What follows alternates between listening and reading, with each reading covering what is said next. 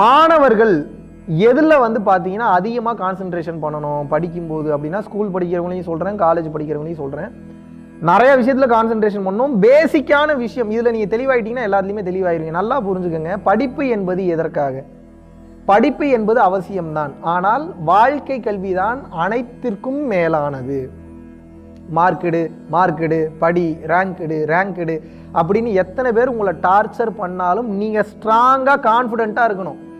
நீங்க உங்க அப்பா அம்மா உங்களுக்கு சோறு போடுறாங்க, உங்களை சுத்தி இருக்கிறவங்களுக்கு ஹெல்ப் பண்றாங்கன்றதுக்காக அது அவங்களோட கடமை, அவங்க அதை பண்றாங்க. அதுக்கு நீங்க அவங்களுக்கு அடிமையா நடக்கணும் அப்படின்ற அவசியம் கிடையாது. மாணவர்களே புரிந்து கொள்ளுங்கள். இன்னைக்கு உங்க அப்பா அம்மா இருக்கிறவங்க நேற்றைய மாணவர்கள். அப்ப இன்னைக்கு நீங்க மாணவர்களா இருக்கீங்கன்னா நாளைய அப்பா அம்மா நீங்க தான். அப்ப நீ என்ன இதுல என்ன புரிஞ்சுக்கணும்? இது வந்து பாத்தீங்கன்னா ரோலர் கோஸ்டர் மாதிரி நடந்துகிட்டே இருக்கு. போது வருது. இது கண்டினியூவா நடந்துட்டு இருக்கிறதுனால இதுல தெளிவு இல்லைன்னா மாட்டிப்பீங்க. படிக்கும் போது, ஸ்கூலுக்கு போகும்போதோ இல்ல காலேஜுக்கு போகும்போதோ மெயினா மார்க்ல கவனம் செலுத்தாதீங்க. புரிஞ்சு படிங்க. நீங்க மார்க்ல கவனம் செலுத்தவே கூடாதுன்னு நான் சொல்ல. உங்களுக்கு நல்ல ஒரு விஷயம் மார்க் எடுக்கிற அளவுக்கு நீங்க படிக்கிறீங்கன்னா நீங்க மார்க்ல கவனம் செலுத்துறதுல தப்பு கிடையாது. ஒரு சில நபர்கள்லாம் மார்க் எடுத்தே ஆகணும் சில மாணவர்கள் போகும்போது ஸ்ட்ரெஸ், டிப்ரெஷன் போய் சூசைட் பண்ணிக்கிற அளவுக்கு போய்க்கிறீங்க. நல்லா புரிஞ்சுக்கங்க. அலிபாபாவோட ஃபவுண்டர் ஜாக் மாவா இருக்கட்டும், KFCயோட ஓனரா இருக்கட்டும், இல்ல வந்து பாத்தீங்கன்னா இன்னும் உலகத்துல இன்னும் உயர்ந்த நிலையில இருக்க மிக உயர்ந்த நபர்கள் எல்லாருமே டிகிரி வாங்கல. எல்லாருமே வந்து பாத்தீங்கன்னா அவர்களுடைய அனுபவ கல்வி தான் அவர்களுக்கு உயர்ந்த லெவல்ல ஹெல்ப் பண்ணுச்சு. நானே 10வது தான் படிச்சிருக்கிறேன். அதுக்காக வந்து பாத்தீங்கன்னா எனக்கு என்ன அறிவு இல்லைன்னு சொல்ல முடியுமா? இல்ல வந்து பாத்தீங்கன்னா இன்னொருத்தர்கிட்ட பேசி ஜெயிக்க முடியாதுன்னு சொல்ல முடியுமா? என் பெருமைக்கு சொல்ல, உங்களுக்கு ஒரு நம்பிக்கையை கொடுக்கறதுக்காக நான் சொல்றேன். ஏகப்பட்ட பேர் இந்த மாதிரி வாழ்க்கையில வந்து வாழ்ந்துட்டு இருக்காங்க. அனுபவ கல்வியை விட உயர்ந்தது உலகத்திலே எதுவுமே கிடையாது. இப்போ காமராஜர் எடுத்துக்கங்க. கல்வி கண் திறந்த காமராஜர் என்ன படித்தவரா? அப்பொழுக்கற்ற அரசியல்வாதி, திறமை வாய்ந்த ஆட்சியாளர், ஏழைகளின் பங்காளர், படிக்காத மேதை காமராஜர் ஐயாவா இருக்கட்டும். இன்னும் ஏகப்பட்ட பேரை வந்து நம்ம சொல்லலாம். பிறவி மேதைகள்லாம் நிறைய பேர் இருக்காங்க. உங்களுக்குள்ள என்ன திறமை இருக்குன்றது உங்களுக்கே தெரியாது. அப்போ மார்க் இல்லைனாலும் பரவாயில்ல, அனுபவம் உங்களுக்கு வந்துருச்சு அப்படின்னா அந்த தைரியத்துல பயணம் பண்ண ஆரம்பிங்க. முடிஞ்ச அளவுக்கு மார்க் எடுக்க ட்ரை பண்றீங்க, மார்க் வரலையா? உங்க டிசைன்ல அது கிடையாது. எவ்வளவு முயன்றும் என்னால் அது வர முடியவில்லை என்றால் நான் அனுபவ கல்வியை கற்றுக்கொள்ள வேண்டும் என்ற தன்மைக்கு மாணவர்கள் வர வேண்டும். அதுக்காக நான் பாஸே பண்ணாதீங்க அப்படின்னு நான் சொல்ல. நல்லா புரிஞ்சுக்கங்க. முடிஞ்ச அளவுக்கு மார்க் எடுக்க ட்ரை பண்ணுங்க. அதெல்லாம் கடந்து உங்களுக்கு மார்க் வரலையா, மார்க்குன்னு சொல்லி ஸ்ட்ரெஸ் அண்ட் டிப்ரெஷனுக்குள்ள போய் சிக்கிக்காதீங்க. ஒன்று. ரெண்டாவது, படிக்கும்போது தேவையில்லாத கமிட்மெண்ட்ல போய் சிக்கிக்காதீங்க. தேவையில்லாத கமிட்மெண்ட்னா எது?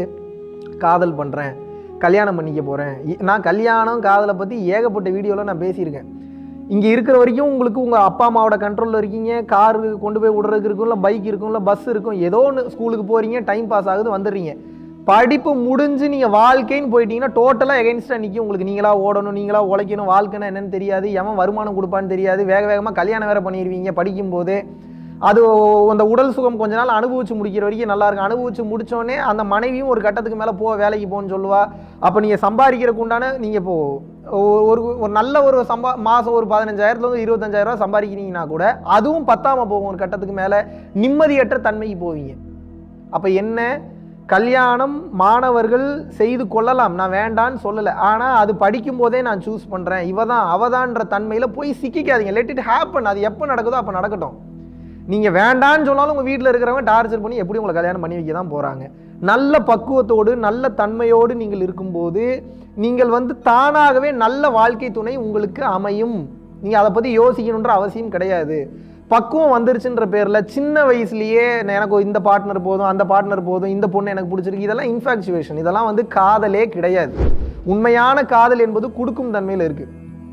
எந்தவித எதிர்பார்ப்பும் இல்லாம பிரதிபலனும் இல்லாம ஹெல்ப் பண்றதுல இருக்கு. உடலை நோக்கி போறதோ இல்ல வந்து பாத்தீங்கன்னா இவளை கல்யாணம் பண்ணிட்டா என் லைஃப் சேஃப்டி ஆயிரும் போறதோ காதலே கிடையாது. நீங்க வச்சிருக்கிறது காதலே கிடையாது. ஸோ அதனால சில பேர் ஒரு 10 வருஷம் 20 வருஷம் லவ் பண்ணிலாம் கல்யாணம் பண்றாங்க. சொன்ன மாதிரி இவளையே நான் கல்யாணம் பண்ணிட்டேன்னு பாத்தியா அப்படிலாம் லவ் பண்ணிலாம் கல்யாணம் பண்றாங்க. ஆனாலும் ஒரு கட்டத்துக்கு மேல ஏன்டா இப்படி கல்யாணம் பண்ணவங்க நினைக்கிறவங்க 99% பேர் ஐயோ பண்ணிட்டேனே, நிம்மதியா தனியாவே இருந்திருக்கலாமே. கல்யாணம் பண்ணிக்கங்க, டைம் வரும்போது பண்ணுங்க. திருமண வாழ்க்கையை வந்து பாத்தீங்கன்னா ஸ்கூல் டைம்லயே வந்து ஃபிக்ஸ் பண்ணிடாதீங்க தயவு செய்து. அது கொஞ்சம் டைம் எடுக்கட்டும். முதல்ல நீங்க ஒரு பக்குவ நிலைக்கு வாங்க. புத்தக அறிவு மட்டும் உங்களுக்கு பலனை தந்து விடாது. அனுபவ அறிவாகவும் நீங்கள் இருக்க வேண்டும். ஓகே, மெயினா மாணவர்கள் படிக்கும்போது சில போல போதை பழக்க வழக்கங்களில் வந்து அடிமையாயிடுறீங்க. இது வந்து மிகப்பெரிய மிஸ்டேக்கு. இதில் நீங்கள் இந்த காதல், திருமணம், இல்லை வந்து மார்க் பிரச்சனை, மார்க் எடுக்கிறீங்க எடுக்கலை, இதிலிருந்து கூட வெளியில் வந்துடலாம். அந்த போதை பழக்க வழக்கத்தில் நீங்கள் அடிமை ஆயிட்டீங்கன்னா முடிஞ்சுது. அதுலேருந்து வெளியில் வர்றதுக்கு சான்ஸே கிடையாது. எதனால இதை இவ்வளோ கிளியராக நான் சொல்கிறேன்னா, நான் வந்து பல வீடியோஸில் நான் சொல்லியிருக்கேன், பல நேரடி கிளாஸஸ்லையும் நான் உபதேசம் பண்ணியிருக்கேன். என் வாழ்க்கையில் எல்லாத்தையும் நான் கடந்து வந்திருக்கேன். எல்லாமே எப்படி எப்படி இருக்குன்னு சொல்லி நான் பார்த்துட்டு வந்திருக்கேன். ஏன்னா அப்படிலாம் இருக்கும்போது தான் இப்படிலாம் இது இருக்கா, இது இந்த மாதிரிலாம் ஒரு மாற்றத்தை ஏற்படுத்துமான்னு பார்க்கும்போது, இந்த திருமணம் மற்ற விஷயங்கள்னா கூட ஏதோ ஒரு ரெமெடி இருக்குது. இந்த போதை பழக்கத்துக்கு நீங்கள் உள்ளே போயிட்டீங்கன்னா உங்கள் மைண்டு வந்து பெரிய லெவலில் அடிக்ட் ஆகிடும்.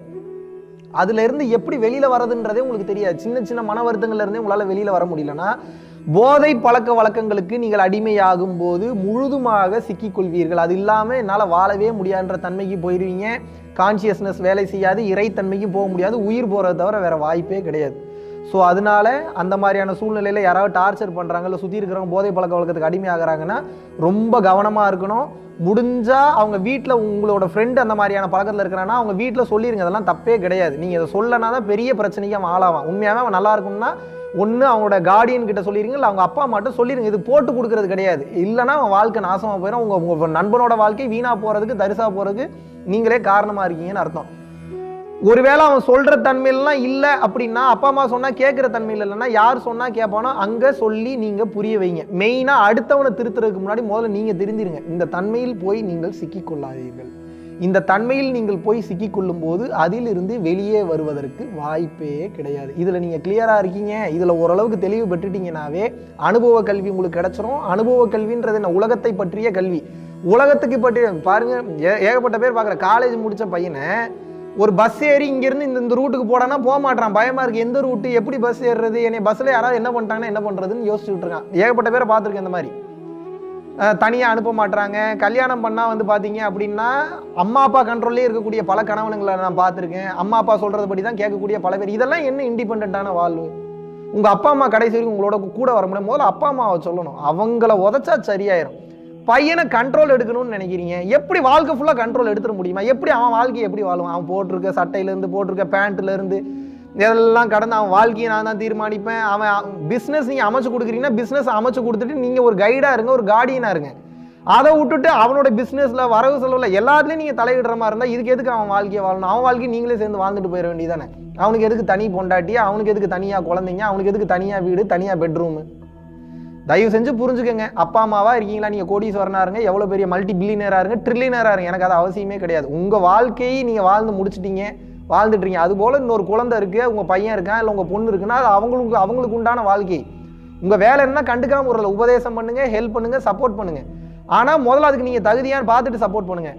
அதெல்லாம் கடந்த நிலையில் அவன் நல்லா இருக்கானா அவனோட ஃப்ரீடம்லாம் அவனை விட்டுருங்க. அவனது வாழ்க்கை மிக சிறப்பாக இருக்கும். இதை மாணவர்களும் அறிந்து செயல்பட வேண்டும், பெற்றோர்களும் அறிந்து செயல்பட வேண்டும். ஏனால் முன்னாள் மாணவர்கள் தான் இந்நாள் பெற்றோர்கள்.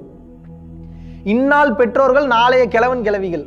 நாளைய கிழவன் கிழவிகள் முக்திக்கு போயிட்டீங்கன்னா பிரச்சனை இல்லைன்னா மறுபடியும் மாணவர்கள் ஆரம்பிச்சு மறுபடியும் இந்த சுழற்சி போகும். கவனமா இருங்க. நீங்க இன்னைக்கு உங்க பையனை வச்சு செய்றீங்கன்னா நாளைக்கு உங்களை வேற ஒருத்தன் வச்சு செய்வான். இதை மைண்ட்ல நல்லா வச்சுக்கோங்க. நீங்க அப்பாவா இருக்கீங்க, அம்மாவா இருக்கீங்கன்னா எல்லாம் உங்களுக்கு தெரிஞ்சிருச்சுன்னு அர்த்தமே கிடையாது. மறுபடியும் உங்களுக்கு வச்சு செய்யறதுக்கு இந்த பிரபஞ்சம் தயார் நிலையில் இருக்கிறது. நினைவில் கொள்ளுங்கள். நன்றி, வணக்கம்.